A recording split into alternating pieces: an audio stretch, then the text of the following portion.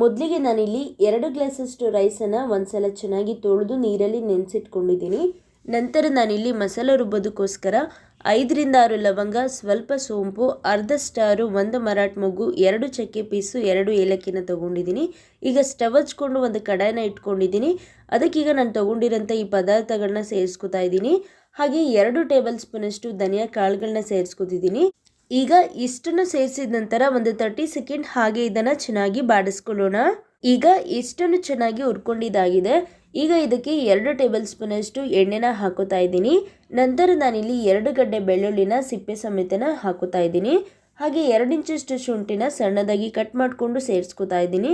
ಹಾಗೆ ಖಾರಕ್ಕಿಲ್ಲಿ 6ರಿಂದ 7 ಹಸಿಮೆಣಸಿನ್ಕಾಯಿನ ಸೇರಿಸ್ಕೊತಾ ಇದ್ದೀನಿ.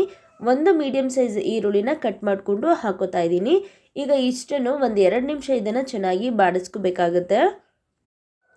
ಈಗ ಸ್ವಲ್ಪ ಎಣ್ಣೆಲಿ ಹಾಗೆ ಇದನ್ನು ಚೆನ್ನಾಗಿ ಹುರ್ಕೊಳ್ಳೋಣ. ಈಗ ಇಷ್ಟನ್ನು ಚೆನ್ನಾಗಿ ಹುರಿದಿದ್ದಾಗಿದೆ. ನಾನಿಲ್ಲಿ ಪುದೀನ ಸೊಪ್ಪನ್ನು ಸೇರಿಸ್ಕೊತಾ ಇದ್ದೀನಿ. ನಾನಿಲ್ಲಿ 2 ಹಿಡಿಯಷ್ಟು ಪುದೀನ ಸೊಪ್ಪನ್ನು ಚೆನ್ನಾಗಿ ತೊಳೆದು ಸೇರಿಸ್ಕೊತಾ ಇದ್ದೀನಿ. ಈಗ ಪುದೀನ ಸೊಪ್ಪನ್ನು ಕೂಡ ಒಂದು 30 ಸೆಕೆಂಡ್ ಚೆನ್ನಾಗಿ ಬಾಡಿಸ್ಕೊಳ್ಳೋಣ. ಈ ರೀತಿ ಬಾಡಿಸ್ತಾ ಇದ್ರೆ ಪುದೀನ ಸೊಪ್ಪು ನೋಡ್ತಾ ಇರ್ಬೋದು ಎಷ್ಟು ಬೇಗ ಅದು ಕ್ವಾಂಟಿಟಿ ಎಲ್ಲ ಕಡಿಮೆ ಆಗುತ್ತೆ ಅಂತ. ಈ ರೀತಿ ಮಾಡೋದ್ರಿಂದ ಸೊಪ್ಪಲ್ಲಿರೋಂಥ ಹಸಿ ವಾಸನೆ ಎಲ್ಲ ಹೋಗುತ್ತೆ, ಟೇಸ್ಟ್ ಕೂಡ ತುಂಬ ಚೆನ್ನಾಗಿರುತ್ತೆ. ಈಗ ಎಲ್ಲನೂ ಚೆನ್ನಾಗಿ ಹುರ್ಕೊಂಡಿದ್ದಾಗಿದೆ. ಈಗ ಇದನ್ನು ತಣ್ಣಗಾಗೋದಕ್ಕೆ ಬಿಡೋಣ. ನಂತರ ಒಂದು ಮಿಕ್ಸರ್ ಜಾರಿಗೆ ನಾವು ಹುರಿದಿಟ್ಟಿರೋಂಥ ಪದಾರ್ಥಗಳನ್ನ ಸೇರಿಸೋಣ. ಹಾಗೆ 1 ಕಪ್ ಆಗೋಷ್ಟು ತೆಂಗಿನಕಾಯಿ ತುರಿನ ಕೂಡ ಸೇರಿಸ್ಕೊತಾ ಇದ್ದೀನಿ. ಈಗ ಸ್ವಲ್ಪ ನೀರನ್ನು ಸೇರಿಸಿ ನೀಟಾಗಿ ಇದನ್ನು ಗ್ರೈಂಡ್ ಮಾಡಿಕೊಂಡು ಬರ್ತೀನಿ. ಈಗ ಸ್ಟವ್ ಹಚ್ಕೊಂಡು ಒಂದು ನಾನ್ ಸ್ಟಿಕ್ ಪೋಟನ್ನು ಇಟ್ಕೊಂಡಿದ್ದೀನಿ. ಅದಕ್ಕೆ ಈಗ 3ರಿಂದ 4 ಟೇಬಲ್ ಸ್ಪೂನಷ್ಟು ಎಣ್ಣೆನ ಹಾಕೋತಾ ಇದ್ದೀನಿ. ನಂತರ ಎಣ್ಣೆ ಬಿಸಿ ಆದ ಕೂಡಲೇ ನಾನಿಲ್ಲಿ ಗರಂ ಮಸಾಲೆಗಳನ್ನ ಸೇರಿಸ್ಕೊತಾ ಇದ್ದೀನಿ. ನಿಮ್ಮ ಹತ್ರ ಅವೈಲೇಬಲ್ ಇರೋಂಥ ಸ್ಪೈಸಸ್ನ ನೀವಿಲ್ಲೇ ಆ್ಯಡ್ ಮಾಡ್ಕೋಬೋದು. ನಾನಿಲ್ಲಿ ಪಲಾವ್ ಎಲೆ, ಚಕ್ಕೆ, ಲವಂಗ, ಸ್ಟಾರು, ಮರಾಠ ಮೊಗ್ಗನ್ನ ಸೇರಿಸ್ಕೊತಾ ಇದ್ದೀನಿ. ಈಗ 3 ಮೀಡಿಯಂ ಸೈಜ್ ಈರುಳ್ಳಿನ ಉದ್ದಕ್ಕೆ ಕಟ್ ಮಾಡಿಕೊಂಡು ಹಾಕೋತಾ ಇದ್ದೀನಿ. ಈರುಳ್ಳಿ ಬೇಗ ಬೇಯೋದಕ್ಕೋಸ್ಕರ ಉಪ್ಪನ್ನು ಸೇರಿಸ್ಕೊತಾ ಇದ್ದೀನಿ. ಉಪ್ಪನ್ನು ಹಾಕಿದ ನಂತರ ಚೆನ್ನಾಗಿ ಇದನ್ನು ಬಾಡಿಸ್ಕೊಳ್ಳೋಣ. ಸ್ವಲ್ಪ ಈರುಳ್ಳಿ ಕಲರ್ ಚೇಂಜ್ ಆಗೋವರೆಗೂ ಈರುಳ್ಳಿನ ಚೆನ್ನಾಗಿ ಬಾಡಿಸ್ಕೊಳ್ಳೋಣ. ಈಗ ಈರುಳ್ಳಿ ಕೂಡ ಚೆನ್ನಾಗಿ ಬೆಂದಿದೆ, ಕಲರ್ ಕೂಡ ಚೇಂಜ್ ಆಗಿದೆ. ಈ ಟೈಮ್ನಲ್ಲಿ ನಾನು ಬಟಾಣಿನ ಸೇರಿಸ್ಕೊತಾ ಇದ್ದೀನಿ. ನಾನಿಲ್ಲಿ ಓವರ್ ನೈಟು ನೆನೆಸಿಟ್ಟು ಬಟಾಣಿನ ಸೇರಿಸ್ಕೊತಾ ಇದ್ದೀನಿ. ನಿಮ್ಮ ಹತ್ರ ಅವೈಲೇಬಲ್ ಇದ್ದರೆ ಹಸಿ ಬಟಾಣಿ ಅಥವಾ ಫ್ರೋಝನ್ ಬಟಾಣಿ ಕೂಡ ಯೂಸ್ ಮಾಡ್ಕೋಬೋದು.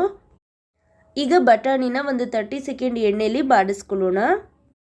ಈಗ ಅರ್ಧ ಹಿಡಿಯಷ್ಟು ಪುದೀನನ ಸೇರಿಸ್ಕೊತಾ ಇದ್ದೀನಿ. ಇದು ಪುದೀನ ರೈಸ್ ಆಗಿರೋದ್ರಿಂದ ಸ್ವಲ್ಪ ಪುದೀನನ ಜಾಸ್ತಿನೇ ಯೂಸ್ ಮಾಡ್ತಾ ಇದ್ದೀನಿ. ಈಗ ಪುದೀನನ ಸೇರಿಸ್ತಾ ಇರೋದು ಫ್ಲೇವರಿಗೋಸ್ಕರ. ನಿಮ್ಗೇನಾದರೂ ಜಾಸ್ತಿ ಫ್ಲೇವರ್ ಇಷ್ಟ ಆಗಿಲ್ಲ ಅಂದರೆ ನೀವು ಇದನ್ನು ಸ್ಕಿಪ್ ಮಾಡ್ಬೋದು. ನಂತರ ನಾನಿಲ್ಲಿ ಟೊಮೊಟೊನ ಸೇರಿಸ್ಕೊತಾ ಇದ್ದೀನಿ. ನಾನಿಲ್ಲಿ 4 ಮೀಡಿಯಂ ಸೈಜ್ ಟೊಮೊಟೊನ ಉದ್ದಕ್ಕೆ ಕಟ್ ಮಾಡಿಕೊಂಡು ಹಾಕೋತಾ ಇದ್ದೀನಿ. ಈಗ ಟೊಮೊಟೊ ಕೂಡ ಸಾಫ್ಟ್ ಆಗೋವರೆಗೂ ಚೆನ್ನಾಗಿ ಬಾಡಿಸ್ಕೊಳ್ಳೋಣ. ನೋಡಿ ಫ್ರೆಂಡ್ಸ್, ಆ ಟೊಮೊಟೊಲಿರೋಂಥ ನೀರಿನಂಶ ಎಲ್ಲ ಬಿಟ್ಟು ಟೊಮೊಟೊ ಕಂಪ್ಲೀಟಾಗಿ ಸಾಫ್ಟ್ ಆಗಿದೆ. ಅಲ್ಲಿವರೆಗೂ ನಾನಿಲ್ಲಿ ಚೆನ್ನಾಗಿ ಬಾಡಿಸ್ಕೊಂಡಿದ್ದೀನಿ. ಈ ರೀತಿ ನೀವು ಚೆನ್ನಾಗಿ ಬಾಡಿಸ್ಕೋಬೇಕಾಗುತ್ತೆ. ನಂತರ ನಾನಿಲ್ಲಿ 2ರಿಂದ 3 ಟೇಬಲ್ ಸ್ಪೂನಷ್ಟು ಮೊಸರನ್ನ ಸೇರಿಸ್ಕೊತಾ ಇದ್ದೀನಿ.